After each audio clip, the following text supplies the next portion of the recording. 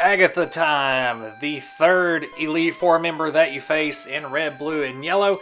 This would have actually made another good Halloween deck, as Agatha's in-game team does feature ghosts, bats, snakes. She's just a creepy little witch lady. Even though she's called the ghost type trainer of the Elite Four, all of her Pokemon are poison type, so she's really the poison type member of the Elite Four. So if you've already swept Bruno with a Kadabra, well, prepare to sweep Agatha with the same Pokemon. Unlike Bruno, Agatha does have some strategy other than just hit the attack button. If she does land a Hypnosis, you know you're going to get hit with Dream Eater or some other special condition on the next turn. And a lot of that translates over to the TCG version of an Agatha theme deck where you're using Pokemon powers to kind of mess around with your opponent, layering on special conditions here and there. Fossil Ghastly, Fossil Haunter, and Fossil Gengar are all great cards in their own respects. They just didn't have a whole lot of synergy with one another. So as far as Psychic type cards go, they were kind of overshadowed by base set Alakazam and Black Star Promo Mewtwo. But now we're using them, and we'll finally get to evolve that Ekans into a Fossil Arbok to see how it stacks up. Golbat can fuck off, I don't want to use it.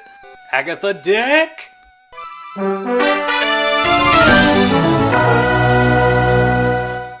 Starting with that Fossil Ghastly with 50 HP and that great Lick attack for only 1 energy where you can deal 10 damage and you have a chance to paralyze. Great card to start the game with, much better than the base set Ghastly, which is pretty much designed just to be a suicide card.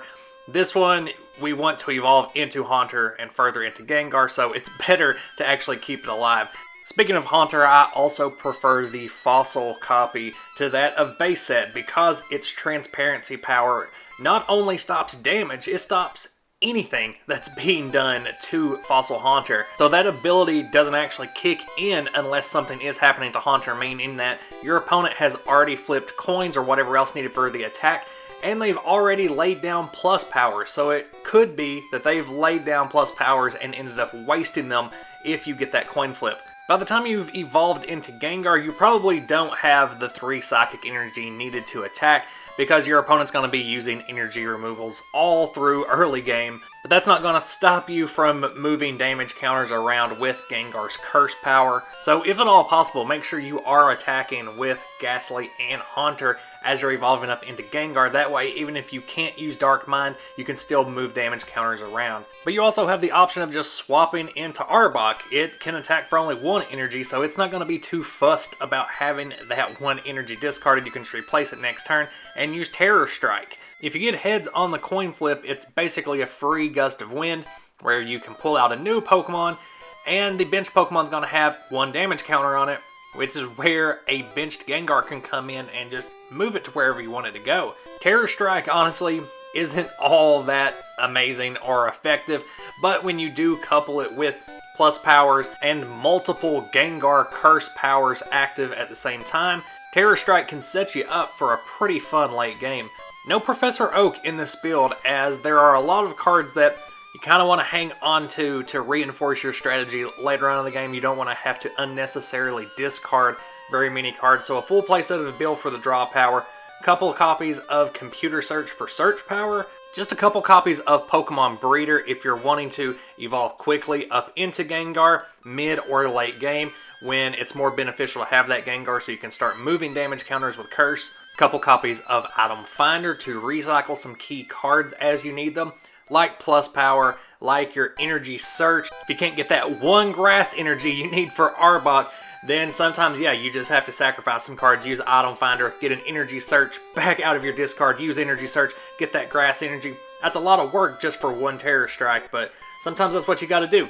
3 copies of Switch and 4 copies of Gust of Wind, as it's gonna be a lot more important for bench manipulation on your opponent's side of the field than it is for you to be moving around all that much, because Ghastly and Haunter both have free retreat. Gengar's is only 1.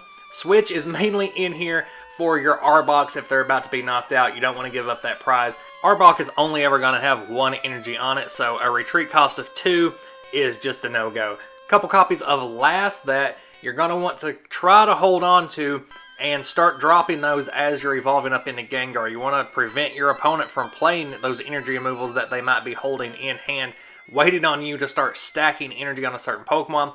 So if you think that's happening, that's when you want to play last. Use as many other trainer cards from your hand as you can that you can get any use from before you play the last, of course. As this is a dual type deck with some pretty specific energy costs, you're going to need those 3 copies of Energy Search. That way, if you're attacking with Gengar, you need to stack specifically 3 Psychic Energy. You want to make sure you can find those. For Arbok, when you're attacking, you need 1 Grass Energy specifically.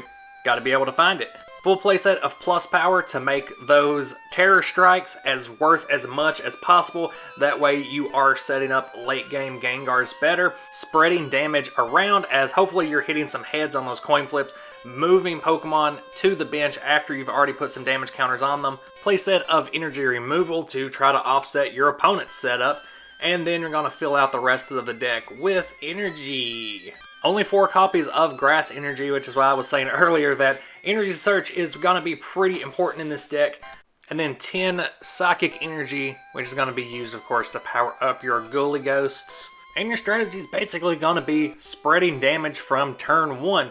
Dealing as much damage as you can with Ghastly, Ekans, Arbok, setting up for those Ghost Evolutions. In doing so, you have the possibility to spread around Poison, Paralysis, and Sleep, with the option to also utilize Haunter's Transparency power, which is all around going to be annoying for your opponent dealing with these special conditions, and with Haunter centered around damage spread.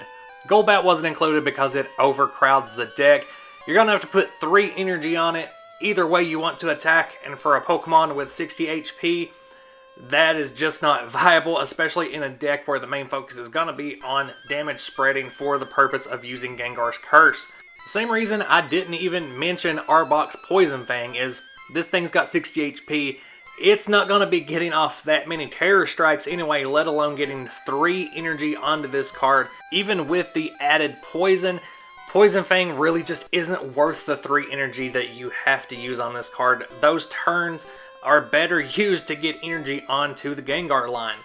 With the Gengar line having no weakness and a resistance to fighting, it actually fares pretty well against most trainer class decks, and especially well against Bruno, where those punches and kicks don't mean anything. In playtesting against Lorelei, you would usually trade blows for a while, but eventually Lorelei would usually come out on top because of how bulky Lapras is. And although I'd say Lance's deck is maybe the worst out of these Elite Four theme decks, Agatha really doesn't stand a chance because Dratini and Dragonair both have a resistance to Psychic, and Gyarados can deal damage way too fast for this deck to deal with, and you don't have much of a chance to knock out those Magikarps early on because nothing in this deck really hits for more than 10 damage by the time that Lance would be evolving that Magikarp into a Gyarados. Speaking of Lance, just stay tuned to the channel for that deck coming your way tomorrow. As always, give me your thoughts down in the comments, whether they be about the Elite Four in general, these theme decks, this weird role-playing format I've created for myself, or if you've just got any hot goss you want to share. Social media links in the description. That's all I got. Bye.